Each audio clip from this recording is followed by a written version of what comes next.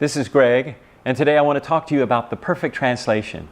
Many years ago, when I first came to Taiwan, we had a young woman come from Finland for a short-term mission trip. And she was invited by a pastor's prayer group to go and share her testimony. And so she went off, she shared her testimony for about 5 or 10 minutes. And she shared with them about how she'd struggled her whole life with the fear of man. And how sometimes, even at that moment, she continued to have this struggle with the fear of man. She said she had a good time sharing, and the pastors were really attentive. It's like they hung on every word. After she finished sharing, she was talking to her translator, and her translator says, "Listen, I have a little confession to make." He says, "I didn't understand. When you said fear of man, I didn't really understand what you were saying. And I translated it, affairs with men."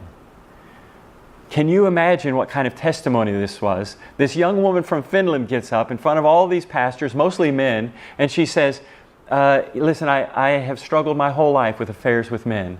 And even today, I continue to struggle with affairs with men." I mean, it just changed everything. I guarantee you this was the best testimony these pastors have ever heard in their lives. It's no wonder they were so attentive when she was speaking. When you have a bad translation, it can kill the message. And on the other hand, when you have a good translation and you have a good translator, it fulfills the message. It makes it exactly what the speaker is sharing. I've had good translators and I've had bad translators. And when I have good translators, I'm confident because they're not only getting my words correct, they're getting my thoughts. They're sharing my thoughts. They're sharing my heart. They're sharing everything within me. When they see passion, they're sharing my passion. Sometimes they even share the same movements that I'm doing. I walk right and they'll walk with me.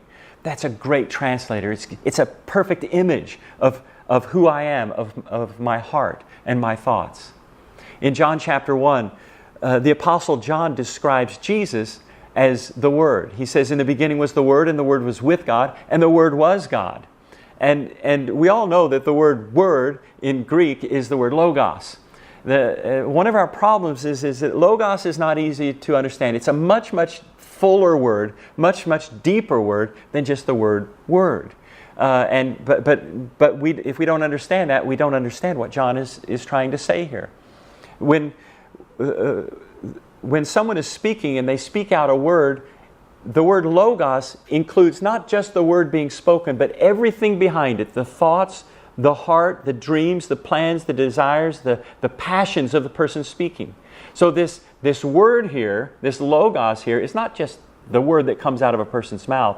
It's everything where that word comes from. The whole, it's an expression of the speaker's heart. So here John is saying Jesus is the logos. Jesus is the perfect expression of the Father's heart. Now, why is that important for us today? It's because how we view God, how we view the Father, will determine whether or not we have real revival breakthrough. If we have a poor view, if we have a wrong view of the Father, we just won't be able to break through that into revival. But if we have a true view, a right view, a good view of the Father, it's like a door opens and we can run in to revival breakthrough, true revival breakthrough. So we need to have a right view of the Father. We need to know who He is. We need to know His heart.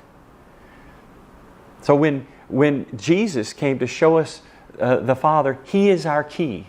He is our key to knowing the Father now. Many people say, I just had a bad example for my father. I didn't have a good human example, and so I have a hard time understanding who my Father really is.